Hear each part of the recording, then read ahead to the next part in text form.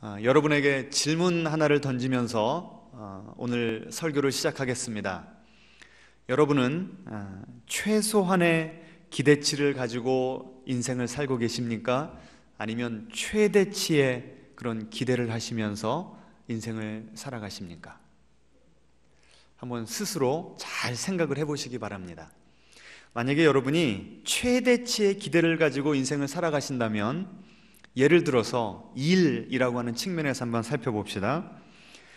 최대치를 가지고 최선의 것을 기대하면서 살아가시면 여러분은 주어진 일에 최선을 다할까요? 대강대강 할까요? 맡겨진 일만 할까요? 그것보다 더한 일도 할까요? 여러분이 그 일터에서 직급에 상관없이 CEO의 그런 마인드를 가지고 나에게 맡겨지지 않은 것조차도 우리 회사가, 우리 일터가 행복하고 잘 되기를 바라는 마음으로 최선을 다해서 즐겁게 일하지 않겠습니까? 내 옆에 사람과 경쟁하기보다는 나 스스로의 성장에 의미를 두면서 끊임없이 하나님께서 나에게 주신 그런 잠재력을 개발시키면서 일하시지 않겠습니까? 관계의 측면에서 한번 바라봅시다. 만약에 우리가 최선의 것들을 기대한다면 우리 가족들을 어떻게 대해야 맞겠습니까?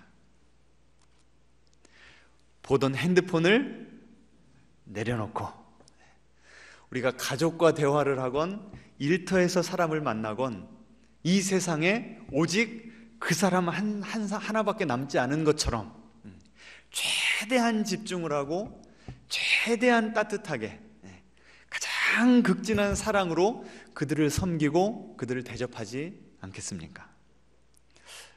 그런데 반대로 우리가 최소치의 기대를 가지고 이 인생을 살아간다고 한다면 일터에서 어떤 모습이겠습니까? 상사가 바라보지 않으면 카톡도 좀 하다가 페이스북이나 SNS도 좀 하다가 커피도 마실 거 마시다가 어때요? 나 스스로와 이 회사에 바라는 기대치가 최소한이라면 내가 그 회사에서 살아가는 모습도 최소한으로 전락할 수밖에 없는 것입니다. 관계는 어떨까요? 관계도 욕먹지 않을 만큼 너무 깊이 들어가면 그 사람에게 기대하다가 실망할까 봐 서로를 향한 기대치를 최소한으로 낮추고 그냥 고만고만하게 살아가는 모습, 이것이 바로 최소한의 기대를 가지고 살아가는 모습입니다. 여러분은 지금까지 어떤 모습으로 살아오셨습니까? 특별히 이 코로나가 지금 전 세계를 휩쓸고 있는 이 지난 2년간, 짧지 않은 기간인데요, 어떤 기대치를 가지고 사셨습니까? 우리가 어떤 기대치를 가지고 살아가는가가 우리 삶의 퀄리티, 우리 삶의 질을 결정하는 것입니다. 여러분 동의하십니까? 예. 그렇다고 한다면 하나님은요, 우리에게 어떤 기대치를 가지고 있으실까요? 최소일까요? 최대일까요? 한번 성경 구절을 같이 읽어보도록 하겠습니다. 예수님께서 누가 물어봤어요. 제일 되는 계명이 무엇입니까? 하나님께 우리가 어떻게 살아가는 것이 옳습니까? 라고 물어보니까 예수님께서 이렇게 답하셨습니다. 같이 읽어보죠. 내 마음을 다하고 목숨을 다하고 뜻을 다하고 힘을 다하여 주 너의 하나님을 사랑하라. 그리고 내 이웃을 내 몸과 같이 사랑하라. 지금 하나님은 우리에게 최대치를 기대하십니까? 최소치를 기대하십니까? 하나님을 사랑해도 어떻게 사랑하래요? 모든 뜻과 정성과 마음과 우리의 생명을 바쳐서 주님을 사랑하랍니다. 이웃을 어느 정도로 사랑하래요? 내 몸처럼. 여러분, 여러분의 몸을 소홀히 대하십니까? 귀하게 다루십니까? 큰일 나죠. 내 몸에 좋은 건 뭐든지 다 먹고 얼마나 요새 우리 건강을 잘 챙기면서 살아갑니까? 그만큼 누구도 사랑하래요? 우리의 이웃도 그만큼 사랑하랍니다. 하나님은요, 우리가 이 인생을 살아가면서 대강대강 소극적으로 서로에게 크게 바라지도 않고 많은 것을 주지도 않는 그런 인생은 하나님께서 디자인하신 인생이 아니라는 거예요. 솔직히 부담스럽습니까? 마음이 평안하십니까? 이 말 듣는데. 예? 부담스럽죠. 하나님을 그 정도로 사랑해야 된다는데 여러분 그렇게 사랑하고 계십니까? 예? 너무나 지금 부담스러운 말이에요. 그런데 하나님은 왜 우리에게 이런 최대한의 기대치를 요구하시는가? 그 다음 구절 보여주시겠습니까? 같이 읽겠습니다. 자기 아들을 아끼지 아니하시고 우리 모든 사람을 위하여 내주신 이가 어찌 그 아들과 함께 모든 것을 우리에게 주시지 아니하겠느냐. 하나님이 왜 우리에게 최대치를 요구하신대요? 하나님께서 먼저 우리에게 최대한을 주셨기 때문에. 무엇을 주셨다고요? 당신의 독생자 예수를 우리의 구원을 위해서 내어주셨고, 가장 귀한 것을 내어주셨으니 다른 것들은 뭘로 같이 주시는 거예요? 덤으로 같이 주시는 거예요.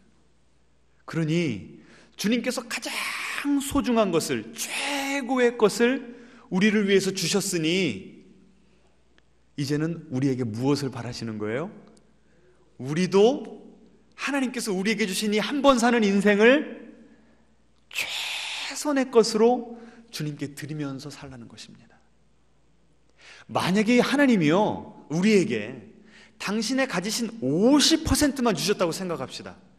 그러면 주님께서 우리에게 요구하실 수 있는 것도 최대한이 몇 퍼센트입니까? 50%예요.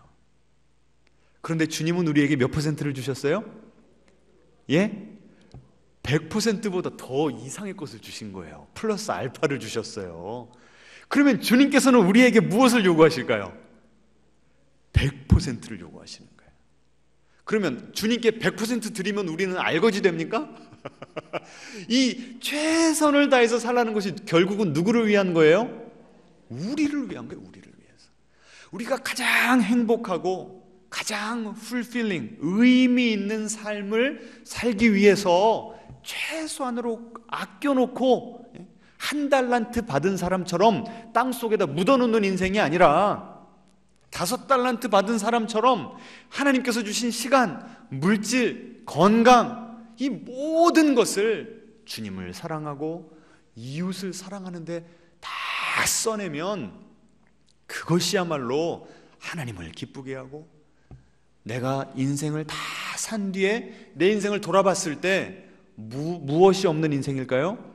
후회 없는 인생을 살게 된다는 것입니다. 앞뒤자로 인사하겠습니다. 최대치를 기대하면서 살아갑시다. 자, 그렇다면 제가 지금까지는 일과 관계를 그냥 짧게 살펴봤는데 우리의 신앙생활을 한번 살펴봅시다. 지금 여러분이 주님을 섬기고 있고 교회를 섬기고 있습니다. 여러분은 최대치를 가지고 섬기고 있습니까? 최소치를 가지고 섬기고 있습니까?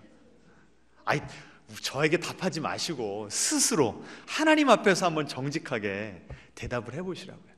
어떤 그 미국 목사님이요 설교하시는데 그런 이야기를 하시더라고요. 많은 성도님들이, 그리고 이제 예수님을 믿고자 하는 사람들이 이 목사님에게 와서 똑같이 던지는 질문이 있답니다. 목사님, 내가 예수님을 믿고는 싶은데 예수 믿으면 내가 버려야 될 것, 희생해야 될 것, 손해볼 것들이 너무나 많은 것 같습니다. 그러니 이 희생을 최소화하면서 내가 예수님을 믿으려면 어떻게 하면 되겠습니까? 이걸 물어보더라는 거예요. 솔직히 우리의 마음이 그래요, 안 그래요?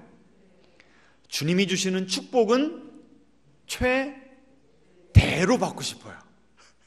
그런데 주님을 위해서는 최소를 쏟아놓고 싶은 것이 우리의 마음입니다. 주님은 우리에게 가장 좋은 것을 주셨는데도 여러분, 하나님께 죄송해요? 안 죄송해요? 염치가 있어요? 없어요? 우리가 좀 회개하면서 오늘 이 설교를 같이 들었으면 좋겠습니다. 그런데요, 여러분이 그렇게 최소치를 바라면서 신앙생활을 하는 것이 어찌 보면 어느 정도는 저의 책임도 있습니다. 저도 우리 성도님들을 바라볼 때 제가 여러분에게 최대치를 요구하는 목사입니까? 최소치를 요구하는 목사입니까? 예? 어떻게 이렇게 잘하셔요? 그래서 여러분 지금까지 지난 10년간 편안하게 생활하셨어요? 부담감 가지고 신앙생활 하셨어요? 예? 우리 원로 목사님은요, 여러분 새벽기도 안 오시면은 그 100명도 안 되던 시절에 한 분 한 분의 전화번호를 다 외우셨어. 아침마다 전화를 얼마나 빨리 돌리시는지요. 딱 3번 돌리고 끊어버리십니다. 뭐 하는 거예요 그게? 여러분 모닝콜 해드리는 거예요. 여러분을 들들 볶고 달달 볶았어요. 새벽기도 나오라고. 여러분 그때가 좋았어요? 지금이 좋았어요? 편안하게 신앙생활하는 게 좋으시던가요? 그게 문제라. 제가 지금 10년간 목회하면서 돌아보니까 제가 우리 성도님들을 너무 편하게 지금 해드린 거예요. 제가 하나님 앞에 지금 제가 너무 죄송하다니까. 제가 여러분에게 최소치만 말했어요. 최소치만. 너무 바쁘게 피곤하게 살아가시니까, 너무 경제적으로 타이트하게 살아가시니까 아휴 내가 어떻게 부담을 드려. 우리 성도님들 사랑하는 마음으로. 근데 사랑하다 보니까 여러분이 하나님께 최소한의 것을 드리다가 영적으로 무기력증이 와버렸다니까요. 네, 어떤 분이 아주 제대로 지금 아버지하고 지금 메시지가 꽂혀 들어가고 있습니다. 지금 우리가 어느 정도인가 하면요, 죄에는 2가지 죄가 있어요. 크게 영어로 하면 sin of commission이 있고요, sin of omission이 있어요. 이 C자 하나가 들어가느냐 안 들어가느냐의 차이인데요, sin of commission이라는 건 뭐냐면 하나님께서 하지 말라고 하는 것을 적극적으로 하는 죄를 가지고 sin of commission이라고 합니다. 그런데 죄는 그런 죄만 있는 게 아니에요. sin of omission, omission이라는 건 뭐냐면 생략하다, 안 하다, 빼먹다 이거예요. 하나님께서 하라고 하는 것을 안 하는 것도 뭐라고요? 죄가 된다는 거예요.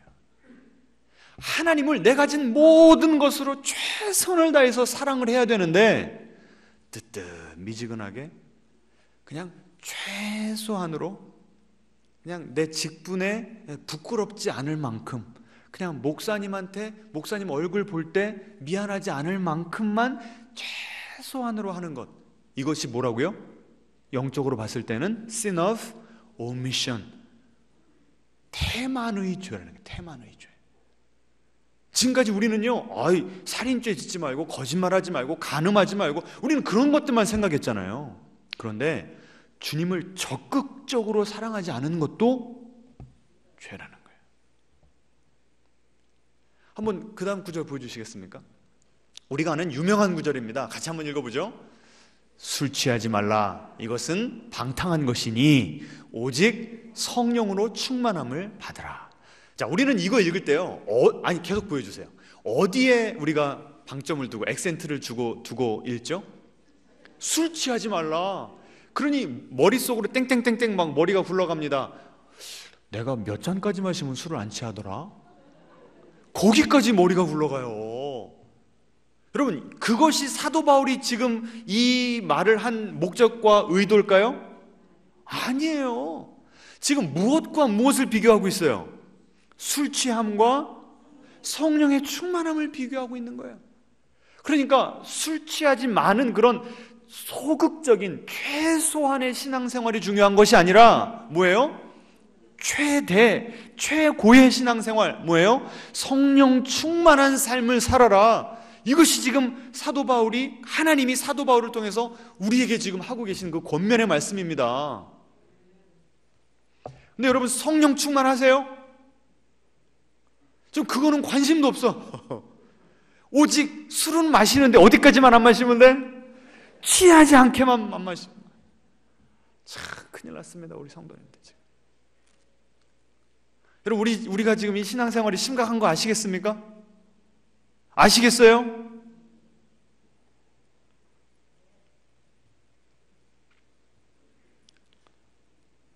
여러분도 교회를 고르실 때 혹시라도 요새 하도 목사님들의 비리가 많으니까 성적으로 문란하지 않고, 돈 문제에 있어서 깨끗한 그런 목사님이 목회하는 교회, 또 성도님들끼리 서로 막 멱살 잡고 싸우고 갈라지는 교회가 많으니까 그냥 교회 오면 평안한 교회, 그냥 그런 교회 찾아서 혹시라도 우리 교회 오신 거 아니에요?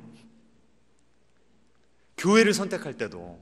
그러니까 목사도 성도님들을 바라볼 때 최소한을 요구하고요, 성도님들도 교회를 바라볼 때 내가 저 교회 가면 훈련받을 수 있지, 그냥 썬데이 크리스찬으로 살아가는 것이 아니라 예수님의 제자가 되어서 내가 삶의 현장에서도 에브리데이 크리스찬으로 살아가면서 나 혼자만 예수 잘 믿는 것이 아니라 다른 사람을 전도하고 그 사람들을 내가 양육해서 제자가 또 다른 제자를 만들어내는 그런 하나님 나라의 비전을 가지고 살아갈 수 있도록 나를 도전하고 나를 훈련해주는 그런 교회 가야지 하고 우리 봉신교회 오셨습니까?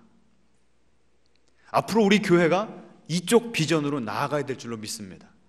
그럼 그런 교회 만들려면 목사 혼자 열심히 뛰어서 되겠습니까? 안 되겠습니까? 안 되죠. 우리 모두가 그 비전에 동참하셔야 되는 겁니다.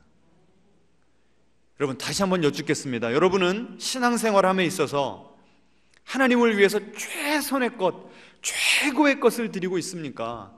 아니면 최소한의 것만 하고 있습니까?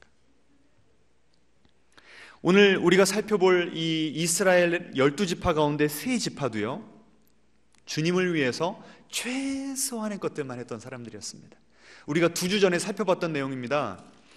민수기 32장 보시면 르우벤 지파와 갓 지파와 그 다음에 므낫세의 반 50% 정도의 지파가 지금 요단강 바로 앞에까지 왔는데, 다른 지파들은 하나님께서 우리에게 승리를 주십니다, 빨리 요단강 건너서 저 가나안 땅을 정복하고 그 땅에 하나님의 공평과 정의가 임하는 하나님의 나라를 건설해 보겠습니다 라고 하는 하나님께서 주신 비전으로 막 뜨거워 있는 거예요.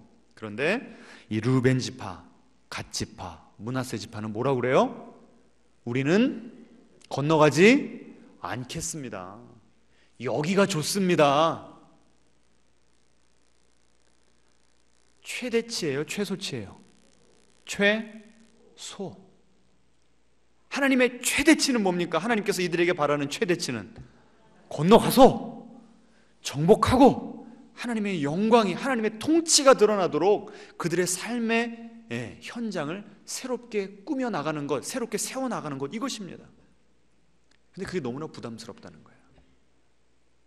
지금부터는요, 왜 이 사람들이 최대치를 살지 않고 최소치의 기대를 가지고 살아갔는가, 원인 2가지를 살펴보겠습니다. 자, 첫 번째는요, 32장 1절입니다.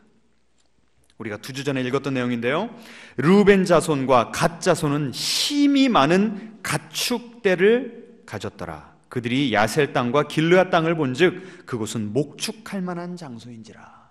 첫 번째 이유가 나옵니다. 왜 요단강 이쪽 편, 동쪽 편에서 그냥 정착하기로 타협을 해버리고 최소치로 살아가게 되었죠? 무엇이 많아서? 무엇이 많아서? 가축이 많아서. 정복 전쟁을 하면 뭐 해야 됩니까? 전쟁에 나가서 싸워야 되는 거예요. 싸우게 되면 2가지 옵션밖에 없죠. 이기든지 지든지. 그런데 이기면 좋겠지만 지면 지금 우리가 가지고 있는 이 많은 가축대를 빼앗기게 되는 거죠. 내가 가진 것을 뭐 할까봐 지금 최대한의 그 기대를 가지고 살지 못하는 거예요. 내가 가진 것을 잃어버릴까봐, 빼앗길까봐. 하나님께서 요구하시는 하나님을 최선을 다해서 사랑하고 이웃을 최선을 다해서 사랑하라고 하는 이 말씀 고지고대로 지키면 내가 지금 가지고 있는 것을 어떻게 할까봐?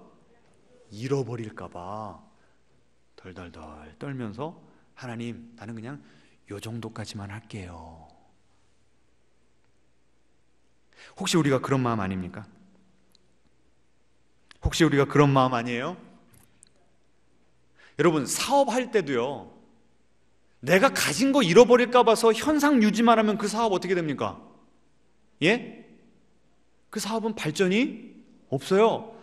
발전이 없다 보면 점점점 도태되고 망하는 겁니다. 신앙생활도 마찬가지예요.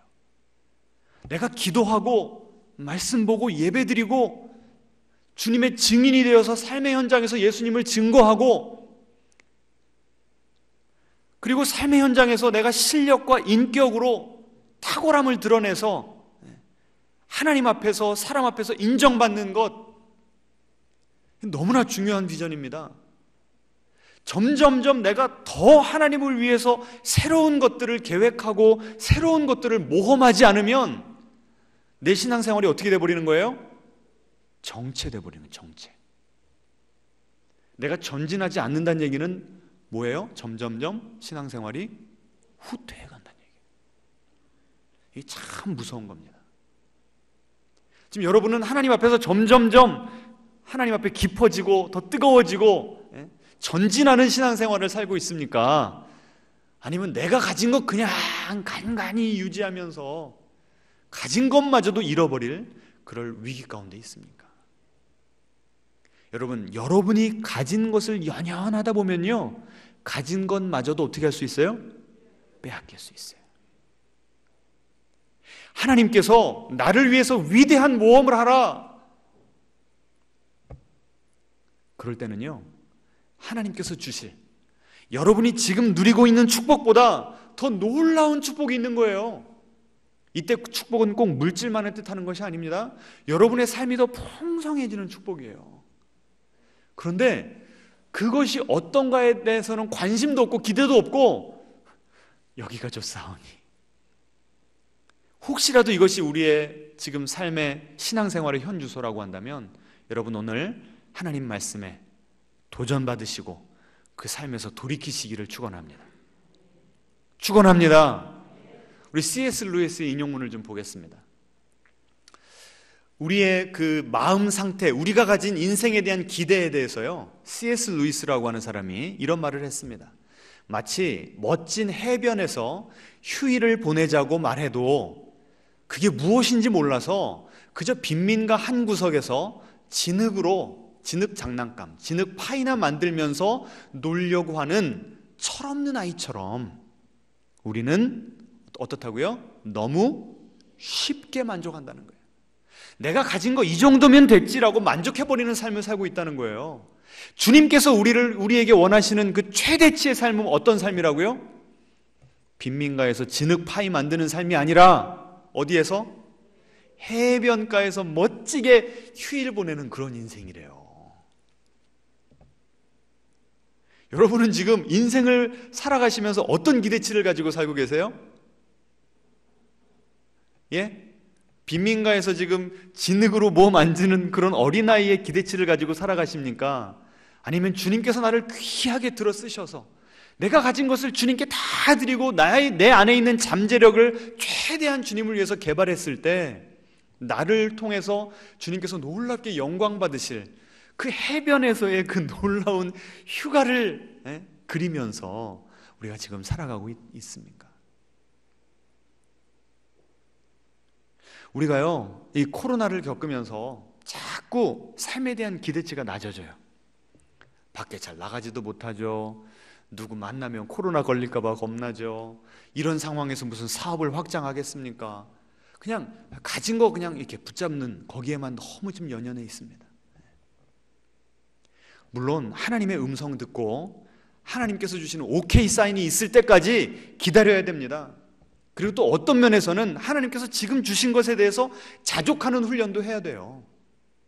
그런데 우리가 하나님에 대한 기대마저도 줄어들어서는 안 된다는 겁니다. 그 다음 인용문 한번 보여주시겠습니까? 짐 엘리엇이라고 하는 선교사가 자기 일기에다가 이런 유명한 말을 적어놨습니다. 우리 같이 한번 읽어보죠. 잃어버릴 수 없는 것을 얻기 위해 지킬 수 없는 것을 버리는 자는 결코 어리석은 자가 아니다. 여러분, 이 인용문 한번 잘 읽어보시기 바랍니다. 지금 우리에게는 두 가지가 놓여 있다는 거예요. 하나는 뭐예요? 잃어버릴 수 없는 것. 또 하나는 뭐예요? 지킬 수 없는 것. 자, 이게 너무 추상적으로 느껴지면요, 지금 이 뭐예요? 루벤 지파와 갓 지파가 무엇을 잃어버릴까 봐 벌벌 떨었다고요? 가축. 그러면 이 자손, 이 지파들에게 있어서 가축은 지금 저 짐 엘리엇이 말한 잃어버릴 수 없는 것입니까? 아니면 지킬 수 없는 것입니까? 예? 지킬 수 없는 것이죠. 가축은 언제라도 빼앗길 수 있는 거예요. 그런데 잃어버릴 수 없다라고 하는 건 뭡니까? 하나님께서 우리에게 주신 구원. 우리가 하나님 앞에서 하나님의 자녀가 되었다는 영적인 축복. 이런 것들은 누가 빼앗아갈 사람이 있어요, 없어요? 없어요. 짐 엘리엇이 그 둘 중에 뭐가 더 중요하다고요? 지킬 수 없는 것보다 어느 누구도 빼앗아갈 수 없는, 잃어버릴 수 없는 것, 이것을 지키는 게 진정한 지혜로운 사람이다 라고 말하고 있습니다. 여러분이 이 짐 엘리엇이라는 사람이 어떤 사람인 줄 아세요? 미국에서 위튼 대학이라고 하는 기독교 명문대학이 있는데요, 그 명문대학을 수석으로 졸업했습니다. 그리고 선교사로 헌신해서 아마존에 있는 아우카라고 하는 부족에게 갔어요. 그리고 가자마자 그들의 창에 찔려서 순교를 당했습니다. 그래서요, 그 소식을 전해 들은 미국의 수많은 사람들이요 안타까워했습니다. 그리고 한 신문에서는 이 짐 엘리엇이라고 하는 사람의 죽음을 영어로 뭐라고 표현했냐면 unnecessary waste, 불필요한 낭비였다라고 표현을 했습니다. 여러분, 세상적인 기준으로 보면 이 짐 엘리엇이 자기가 가지고 있는 명석한 두뇌, 수석 졸업한 앞으로 날이 창창한 그의 젊음, 이런 것들은 뭐였을까요? 잃어버릴 수 없는 것이었습니까? 지킬 수 없는 것이었습니까? 예? 지킬 수 없는 것이었죠. 그것을 무엇을 위해서 포기한 거예요?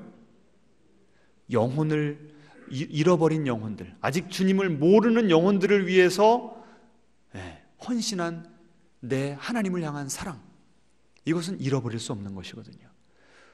그것을 붙잡기 위해서 내 젊음과 내 미래를 포기한 것입니다.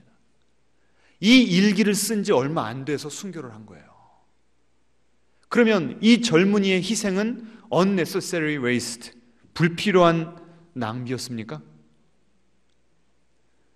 이 사람과 함께 이 사람의 친구들 몇 명이 같이 선교사로 갔다가 같이 순교를 당했는데요, 이분의 와이프와 함께 다른 그 선교사의 와이프들이요 1년이 지나서 그들의 부족들에게 들어갔습니다. 그리고 5년간 그 부족을 신실하게 섬겼어요. 그랬더니 그 부족 사람들이 물어보더랍니다. 당신들은 도대체 누굽니까? 당신들이 죽인 그 백인 남자들의 아내들입니다. 그때부터요 그들이 복음을 받아들이기 시작했고요, 그때부터 그곳에 교회가 세워지고 이 짐 엘리엇을 죽였던 그 사람들이 교회의 장로들이 되고 중직자가 되었습니다. 그러면 이 짐 엘리엇의 죽음은 불필요한 낭비였습니까? 아니었습니다. 만약에 그가 가지고 있었던 것을 벌벌벌 떨었다면 아마존에 있는 이 식인종 부족이었던 아우카 부족은 영영 예수님의 그 복음을 듣지 못했을 것입니다. 짐 엘리엇이 주님을 위해서 내 인생을 향한 최고의 기대를 가지고 살았기 때문에 그의 희생을 통해서 수많은 영혼들이 주님께로 돌아오는 그런 위대한 역사가 있었던 것입니다. 여러분 얼굴이 다 심각해지셨어요. 지금 하나님이 혹시라도 그렇게 선교사로 나가라고 하실까 봐. 여러분 그런 순교의 사명, 그런 축복은요 아무나 주는 거 아닙니다. 여러분 걱정하지 마세요.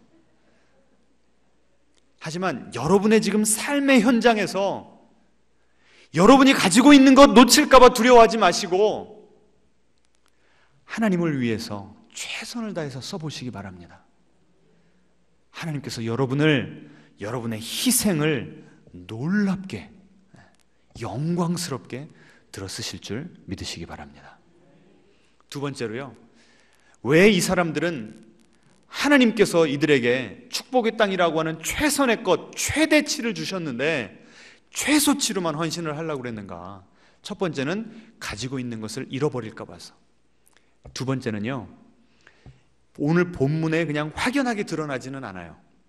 그런데 한 유대인 학자의 글을 읽다가 제가 무릎을 치면서 원인을 발견했습니다. 자, 이 세 지파의 이름을 다시 잘 보세요.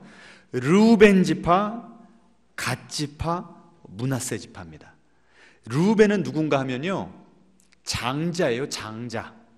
야곱의 12아들 중에 장자, 제일 먼저 태어났어요. 그리고 갓은 누군가 하면요, 레아의 몸종인 실바라고 하는 여인의 장자예요. 르우벤은 12 그 형제들 중에 장자고, 갓은 레아의 몸종 실바라고 하는 여인의 장자예요. 그리고 므낫세는 누군가 하면, 므낫세의 아버지가 누굽니까? 요셉이거든요. 12지파의 한 아들이었던 요셉에게 두 아들이 있었습니다. 므낫세와 에브라임이 있었어요. 근데 므낫세가 요셉의 장자입니다. 자, 이렇게 보면 우리는 요단강 안 건너가겠습니다라고 했던 지파 3명의 특징이 뭐예요? 공통점, 장자였다는 거예요. 그런데 또 한 가지 특징이 더 있습니다. 원래 아버지가 죽기 전에, 임종 전에 아들들을 축복을 해줍니다. 그리고 그 장자권이 있는 아들이 특별하게 더 축복을 받습니다. 그러면 원래는 누가 그 축복을 받아야 돼요? 르우벤이 축복을 받아야 됩니다. 그런데 창세기 말미에 보시면 아버지 야곱이 르우벤을 축복을 안 해줘요. 왜 그렇습니까? 아버지의 침상을 더럽혔거든요. 아버지의 여인과 동침을 해버리는 그런 흉악한 죄를 저질렀어요. 그래서 그 장자의 축복을 못 받아버렸습니다. 그리고 갓은 어차피 누구의 몸에서 태어났어요? 몸종의 몸에서 태어나서 장자이긴 장자인데 그런 축복을 받을 권리를 못 받은 거예요.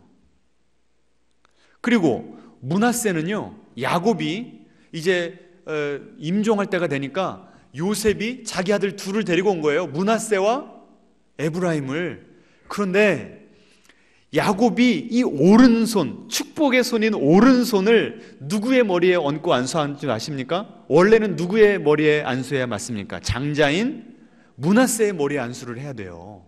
그런데 에브라임의 머리에 안수를 해버려요. 그리고 왼손을 누구의 머리 위에? 므낫세의 머리 위에 안수해버려요. 참 이상하죠?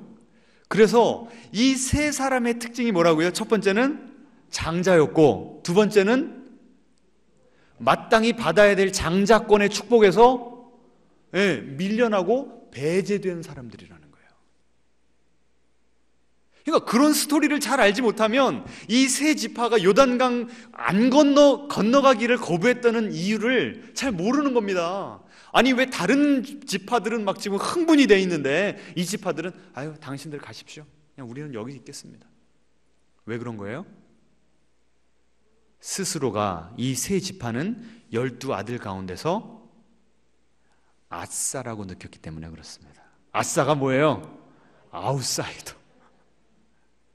축복에서 제외된 사람들이라고 느꼈기 때문에 그래요. 더 놀라운 것은요, 12 정탐꾼들이 40년 전에 가나안 땅을 보러 갔을 때 10명은 부정적인 리포트를 해서 멸망합니다. 그리고 2명만 40세 이상인데도 가나안 땅에 들어가는 축복을 누려요. 누구와 누구였죠? 여호수아와 갈렙이었어요. 그런데 갈렙이 어느 지파 사람인 줄 아십니까? 유다 지파 사람이에요. 유다의 자손을 통해서, 그 계보를 통해서 누가 오세요? 예수님이 오세요. 그리고 여호수아는 어느 지파 사람인 줄 아십니까? 에브라임 지파 사람이에요. 아까 야곱이 누구에게 오른손을 얹었다고요? 에브라임에게 오른손을 얹었어요. 그러니 하나님께 칭찬받아서 40세가 넘었음에도 불구하고 약속의 땅에 들어가는 축복을 받은 그 두 지파, 어느 지파 대표라고요? 유다와 에브라임 지파. 그러니 장자임에도 불구하고 축복에서 제외된 사람들이, 그 두 지파 사람들이 더 칭송받는 걸 볼 때 마음에 뭘 느꼈을까요? 샘도 나고 질투심도 나고 억울하죠. 원래는 누가 그 축복 받아야 되는데, 장자인 우리가 받아야 되는데. 그래서 속으로 이렇게 생각하지 않았나? 그 유대인 학자도 그러고 저도 동의하는 게, 하나님이 누구에게는 최대치를 주셨다고 생각하는 거예요. 나머지 9지파에게는 최대치를 주시고, 장자이지만 축복에서 밀려난 우리 이 가련한 인생들은 하나님께서 최대치가 아니라 최소치를 주셨다고 믿는 거예요. 그래서 하나님도 우리에게 최소치를 주셨으니 우리도 하나님께 얼마만 드리면 된다? 최소치. 계산기 두드린 겁니다. 여러분, 우리도 처음부터 주님께 최선을 다해서 드리고 싶지 않은 사람이 있을까요? 예수님의 십자가를 처음 만났을 때 그 감격, 내가 가진 어떤 것을 드려도 아깝지 않았잖아요. 그런데 왜 지금 우리는 하나님과의 관계에서 계속 계산기를 두드리고 있죠? 왜 그래요? 저 옆에 있는 저 이집사님, 저 김장로님은 나보다 훨씬 더 축복을 많이 받은 것 같아요. 원래 그 축복은 누가 받아야 맞는데, 내가 받아야 맞는데, 나에게 장자권이 있어야 맞는데, 저 사람들에게만 하나님이 축복을 주시네? 막 배가 아픈 거예요. 막 기분이 상한 거예요. 마치 므낫세가 야곱이 손을 엇갈려서 축복했던 것처럼 하나님을 향한 서운함과 이런 안 좋은 감정들이 있는 겁니다. 여러분, 이제 왜 우리가 하나님을 위해 최대치의 기대를 안 하고 살아가는지 원인이 이제 조금씩 드러나기 시작합니까? 지금 제가 말씀드린 그 두 가지 이유에 여러분의 이유가 좀 어느 정도 맞아떨어진다고 생각하십니까? 좀 반응을 보이시라니까. 그래서 이 사람들은 당신들 가십시오. 우리는 이미 하나님께서 주신 이 가축이나 붙잡고 이미 얻은 이 땅에서 축복받은 당신들은 그쪽에, 축복에서 밀려난 우리들은 이쪽에 살겠습니다 라고 딱 선을 그어버린 거예요. 이 말을 듣고 모세가 뭐라고 그랬어요? 하나님의 마음을 가지고 진노했습니다. 책망했습니다. 어떻게 너희들이 그럴 수가 있느냐? 너희들은 한 민족이다. 아무리 축복의 계보에서 밀려났어도요, 여러분 창세기를 잘 읽어보세요. 이삭 때문에 누가 밀려났어요? 장자였던 이스마엘이 밀려났어요.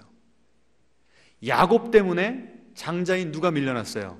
에서가 밀려났어요. 참 그들의 입장에서 보면 억울하지요. 그런데 성경을 잘 읽어보시면 하나님께서 누구예요? 이스마엘에게도 아브라함에게 주셨던 똑같은 축복의 말씀을 주셨습니다. 에서에게도요, 얼마나 가축을 많이 주셨든지 야곱과 땅덩어리가 좁아서 같이 살 수가 없어서 이사 갔다라고 하는 표현이 나와요.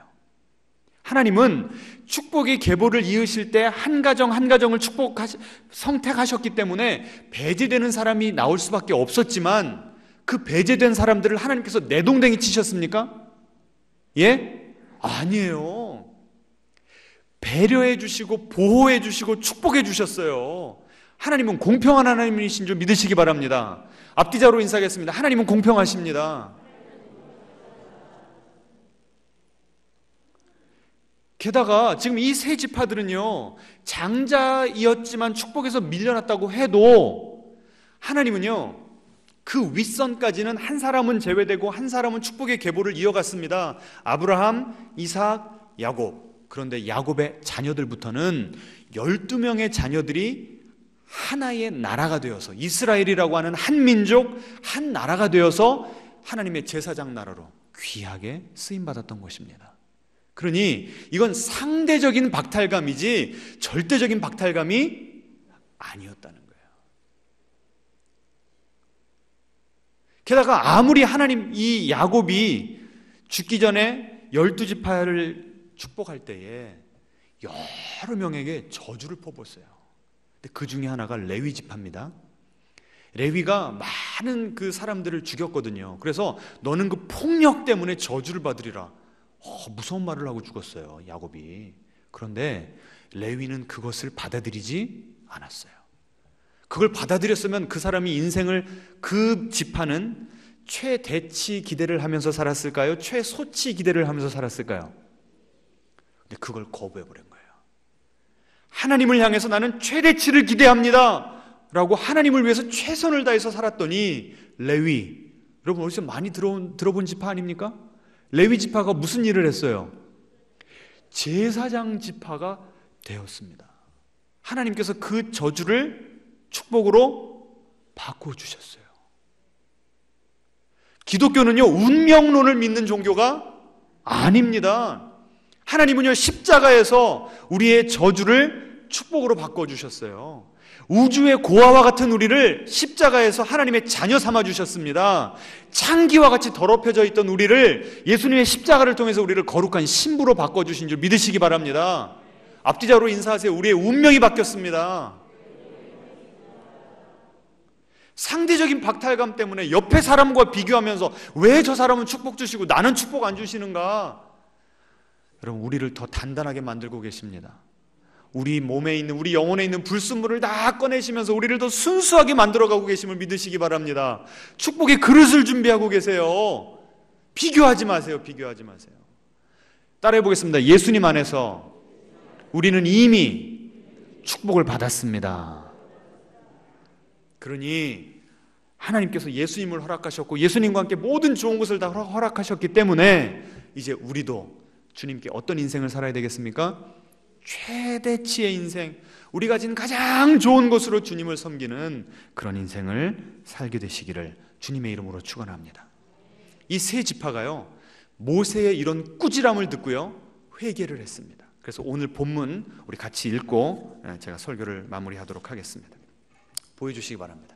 민수기 32장 16절부터 19절, 그 모세의 책망을 듣고 난 다음에 곧바로 마음을 돌이켜서 이 르우벤 지파, 갓 지파, 므낫세 반 지파가 이렇게 말을 합니다. 우리 같이 한번 봉독하겠습니다.